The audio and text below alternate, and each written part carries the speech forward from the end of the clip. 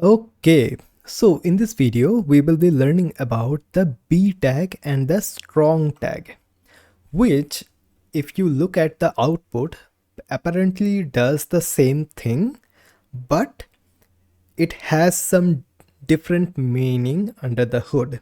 Especially the people who use the screen readers will definitely benefit from the right HTML tag usage by us. So let's get started. So let's learn about the B tag. So I'll just zoom in a little bit. Yeah. So the B tag is called the bring attention to element. Previously it was called the bold element or the bold tag. So yeah. So whenever we will be using something like this, whenever we will be using B tag here, now as you can see inside of the output, it is now boldened. So let's do that in action. So I'll just copy paste. I'll just copy it and alt. Now inside of here, I'll just get rid of the lists and I'll just paste it here.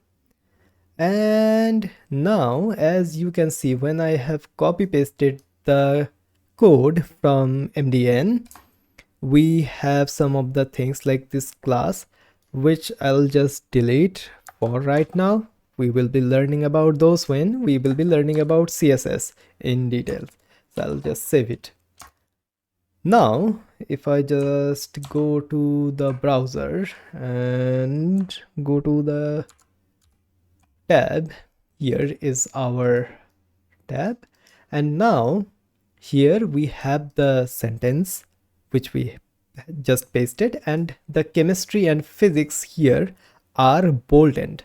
So whenever you want to like bold some text, you can technically use this element, but it is not used as much as we think, because whenever we want to bold some text, we usually use CSS for that. And for like selecting the text, like inside of here, as you can see, this chemistry is here. So we use a span tag and select that span tag and then use some CSS to bold the text. So we can definitely use this tag as well, but we usually don't. Now let's talk about a similar tag which is called the strong tag. So I'll just go to here. So here it is, the strong tag, the strong importance element. Now if you see here, it is basically bolding the text. I'll just copy paste that as well inside of my code editor. So I'll just go here, and then now if I just save, so I'll just go to the browser once again, go to the tab once again. Okay, let me just go to the tab. Okay, now the thing is, okay, this is getting boldened as well, but let's read the sentence here. The most important rule is the rule you can never forget, no matter how much he cries, no matter how much he begs. Never feed him after midnight. So what it is doing, it is emphasizing this part of the text, right? So that is why we are using the strong tag. But here inside of here, we are just using it for boldening up the subjects. Like, hey, the two most popular science courses offered by the school are chemistry and physics. So it is basically emphasizing like, hey, there are like the most important subjects are these. But here it is indicating a strong like rule or something like that.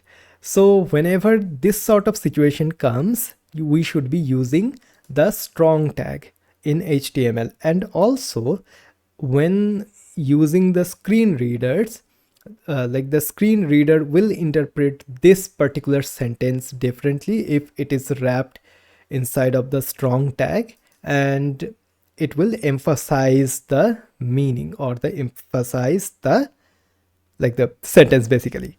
So yeah, so these are two different tags. One is the B tag, which is the bold tag, which I like to call it, but it is now called the, where does it go? So it is now called the bring attention to element, and we have the strong tag, which is called the strong importance element. So whenever there is a strong importance of something, we should be using the strong tag. But whenever we want to just like get attention of the user to something, so we can use the B tag.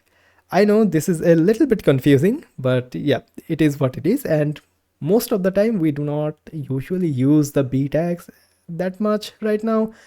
We usually use the CSS for styling the elements inside of our application or of our website.